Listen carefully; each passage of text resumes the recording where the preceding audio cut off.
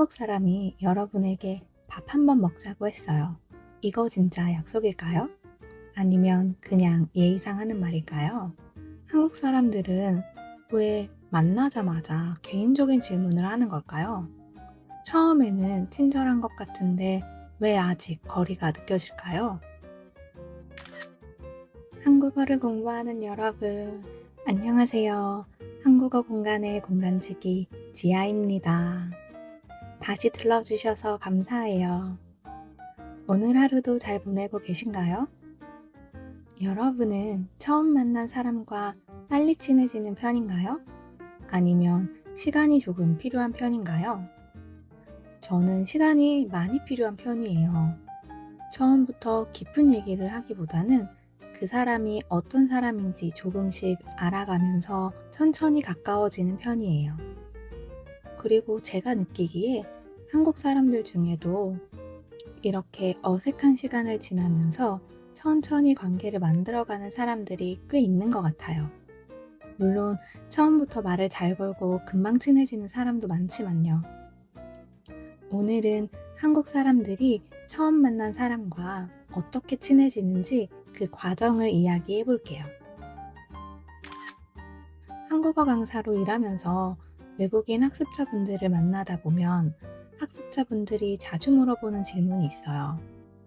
한국 사람들은 처음 만났을 때 왜 그렇게 질문이 많아요? 너무 개인적인 것까지 물어봐요. 어떻게 대답해야 해요? 이런 거요. 맞아요. 한국 사람들과 대화하다 보면 처음 만난 자리에서도 질문이 꽤 많다고 느낄 수 있어요. 왜 그럴까요?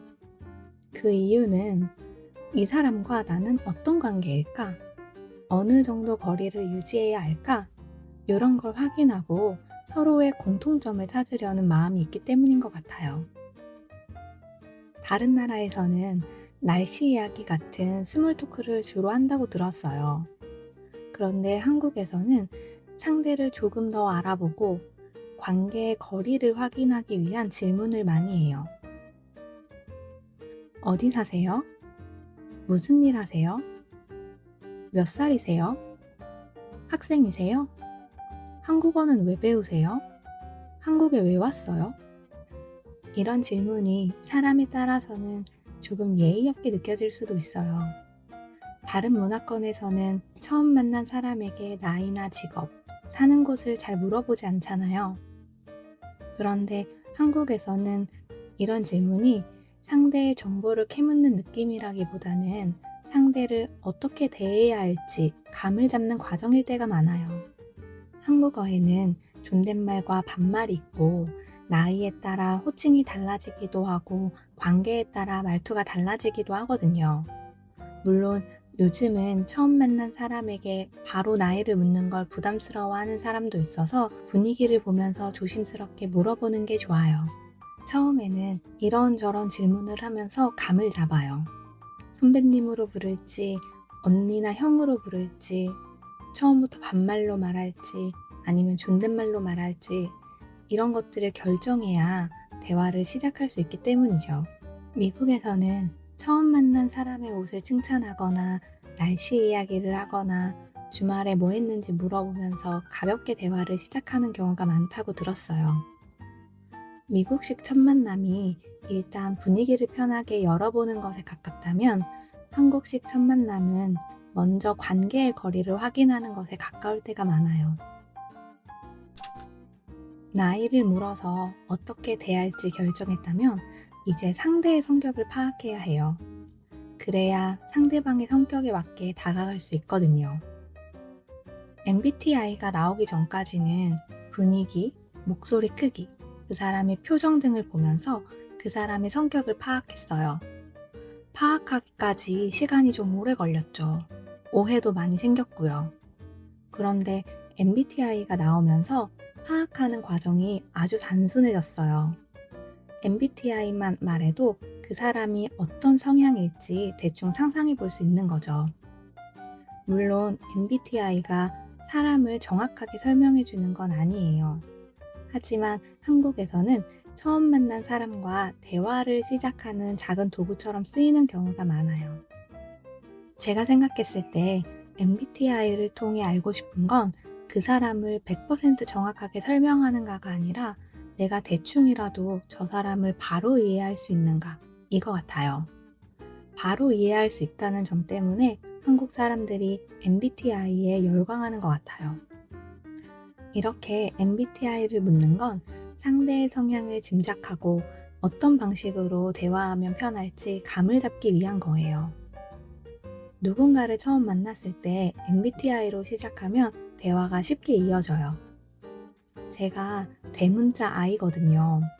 저랑 같은 I인 사람을 만나면 제가 왜 사람 많은 자리에 가는 걸 불편해하는지, 모임에 왜 자주 참석하지 않는지를 하나하나 설명하지 않아도 돼서 굉장히 편하더라고요. 그냥 저 I예요 라고 말하면 바로 공감대가 생겨요. 여러분의 나라에서는 어떤가요? 처음 만난 사람과 바로 가볍게 이야기하는 편인가요? 아니면 조금 조심스럽게 시작하는 편인가요? 여러분의 MBTI는 뭐예요?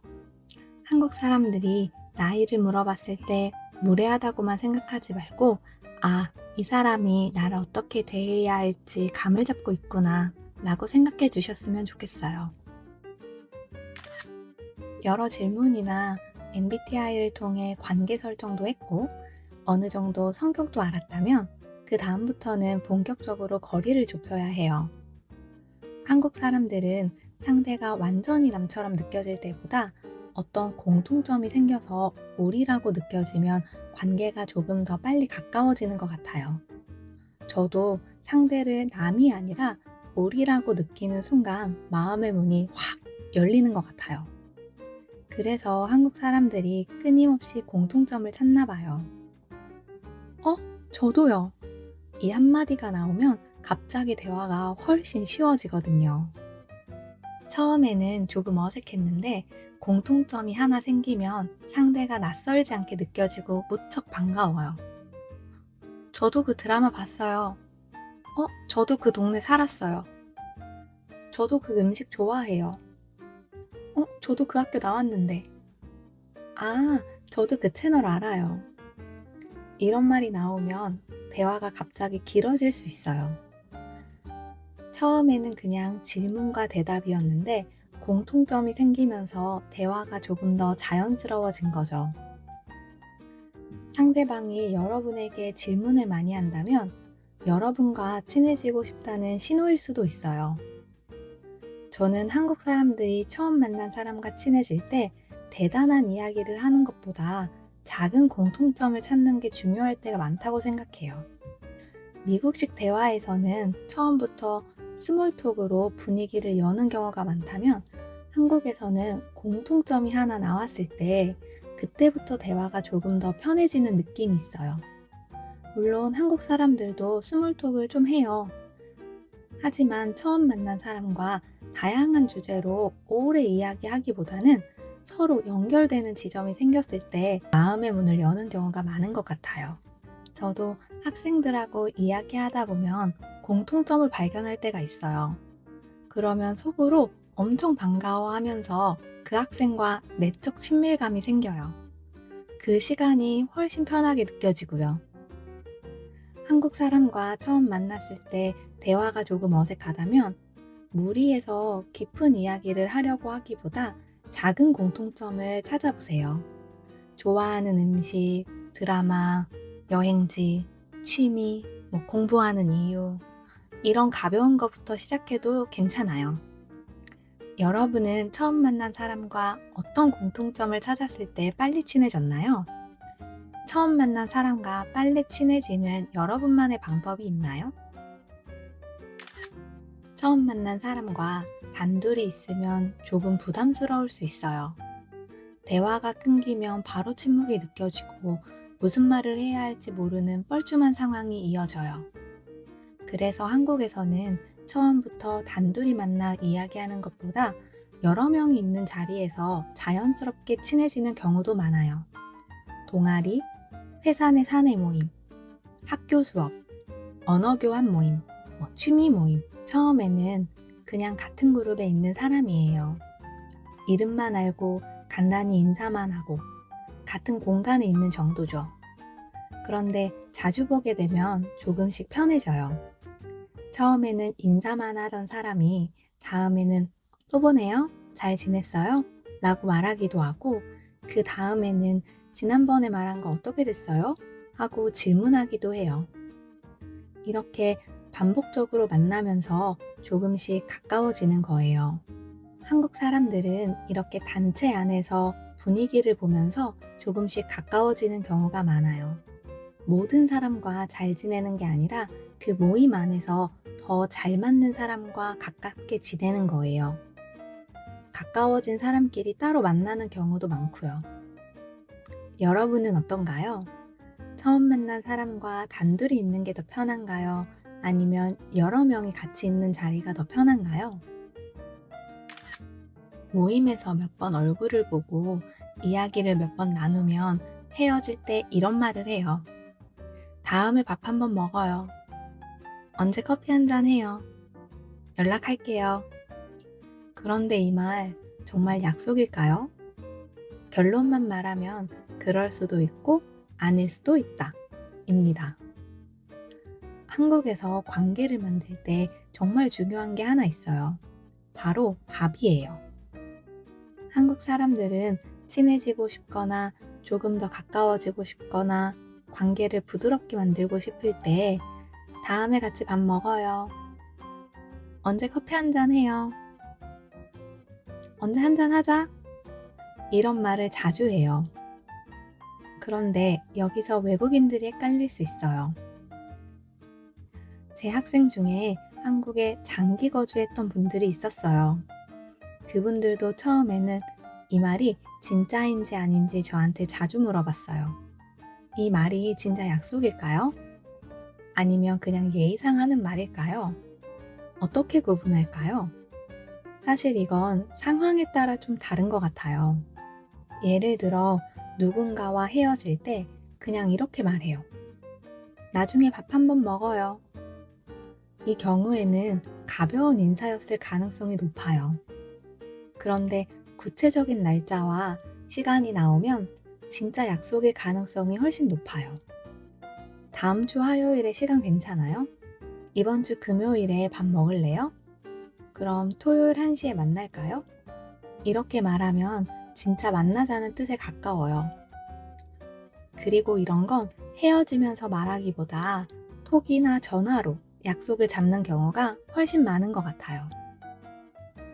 한국의 밥 한번 먹어요는 진짜 약속일 수도 있고 그냥 관계를 부드럽게 만드는 말일 수도 있어요. 한국어에는 식구라는 말이 있잖아요. 식구는 함께 살면서 밥을 같이 먹는 사람이라는 뜻이에요. 그래서 일상에서 매일 함께 밥을 먹으며 같이 지내거나 함께 일하는 사람을 식구라고 하기도 해요. 그만큼 한국 문화에서 같이 먹는 것은 중요해요. 처음에는 조금 어색해도 밥을 같이 먹으면 이야깃거리가 생기고 커피를 마시면 대화할 시간이 생겨요. 한국에서는 같이 먹는다는 게 단순히 배를 채우는 것 이상으로 관계를 만드는 시간이 되는 경우가 꽤 많아요. 처음에는 그냥 아는 사람이었는데 밥을 몇 번 먹고 커피를 몇 번 마시고 이야기를 나누다 보면 조금씩 가까워지는 거죠. 저도 사람들하고 헤어지거나 대화를 끝낼 때 또 연락할게. 같이 밥 한번 먹자. 이런 말을 좀 자주 해요. 이건 거짓말도 아니고 그렇다고 반드시 내가 꼭 연락하겠다. 꼭 밥을 먹겠다. 이런 약속도 아니에요. 제가 왜 이렇게 말하는지 생각해 봤는데 제 입장에서 관계를 계속 유지하고 싶다는 표현인 것 같아요. 우리 좋은 관계로 지내자. 다음에 또 만날 기회가 있으면 좋겠어요. 이렇게 약간 부드러운 인사인 셈이죠. 여러분의 나라에도 이런 표현이 있나요? 커피 한잔 하자, 밥 한번 먹자처럼 진짜 약속일 수도 있고 그냥 친근한 인사일 수도 있는 말. 이런 게 있나요? 한국어를 배우는 분들이 흥미로워하지만 어려워하는 부분이 존댓말이잖아요. 한국어에서 존댓말은 단순히 높임 표현이 아니라 상대와의 거리감도 느낄 수 있게 해줘요. 그래서 관계가 가까워지면 말투를 바꿀 때가 많아요. 친구가 되면 보통 말을 놓죠. 말을 놓는다는 건 반말로 말한다는 거예요. 우리가 처음 만났을 때는 보통 존댓말을 써요. 그런데 어느 정도 친해지면 말 편하게 해도 돼요? 우리 말 놓을까요? 우리 편하게 말해요. 이렇게 말할 수 있어요. 이 말은 꽤 중요한 신호예요. 당연히 항상 그런 건 아니고 나이나 상황, 그리고 어떤 관계인지에 따라 달라요. 어떤 사람들은 친해져도 계속 존댓말을 쓰기도 해요. 저 같은 경우도 성인이 돼서 친해진 사람들한테는 보통 존댓말을 써요. 그 중에서도 동갑은 아닌데 아래로 나이가 조금 비슷할 때는 반존대로 말해요. 예를 들면 문장은 존댓말로 끝나지만 중간중간 편한 표현이나 반말을 섞어 쓰는 거예요. 이렇게 말하면 어느 정도 친한 느낌도 주고 어느 정도 예의도 차릴 수 있어서 좋은 것 같아요. 하지만 많은 경우에 관계가 가까워졌다고 느끼면 반말을 써요. 특히 비슷한 나이거나 친구가 되어가는 사이에서 반말을 쓰면 좀 더 빠르게 친해질 수 있어요. 이 점이 영어와 좀 다르죠. 영어는 한국어처럼 존댓말과 반말이 뚜렷하게 나뉘진 않잖아요. 처음 만난 사람한테도 이름을 부르는 경우가 많고 말투가 한국어처럼 크게 바뀌진 않는 것 같아요.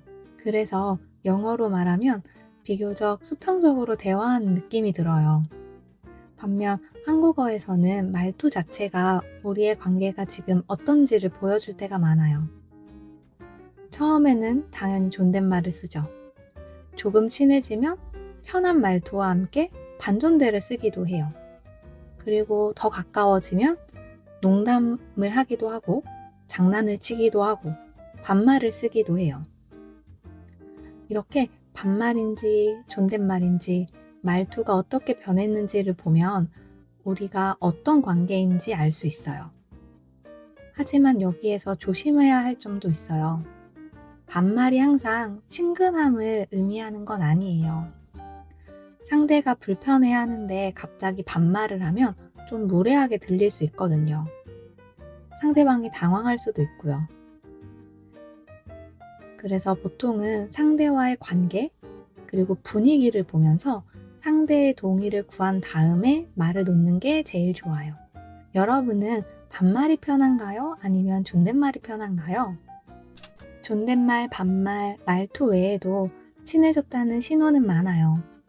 먼저 연락을 한다거나, 연락 횟수가 잦다거나, 구체적으로 약속을 잡는다거나, 농담하기 시작한다거나, 그리고 자기 이야기를 조금씩 꺼내는 것도 관계가 가까워지고 있다는 신호일 수도 있어요. 한국 사람들이 보내는 신호를 잘 알아채 보세요. 짧게 정리해 볼게요. 한국 사람들은 처음 만난 사람과 바로 깊게 친해지기보다 조금 조심스럽게 거리를 확인하면서 관계를 시작하는 경우가 많아요. 처음에는 나이, 직업, 사는 곳 같은 기본 정보나 공통점을 찾아 상대와의 관계를 파악하려고 해요. 그러다가 작은 공통점을 발견하면 분위기가 풀리면서 빠르게 친해질 수 있어요. 밥이나 커피를 함께 하면서 조금씩 가까워지고 단체 모임 안에서 자연스럽게 친해지는 경우도 많아요. 또 한국어에서는 말투도 중요한 역할을 해요. 처음에는 존댓말로 시작했지만 관계가 가까워지면 말투가 부드러워지거나 반말을 제안하는 순간이 올 수도 있어요. 한국 사람들은 처음부터 확 가까워지기보다 어색한 시간을 조금씩 지나면서 관계를 만들어가는 경우가 많아요. 그리고 또 한 가지 말씀드리면 처음에 조용하다고 해서 반드시 관심이 없거나 싫어하는 건 아니에요.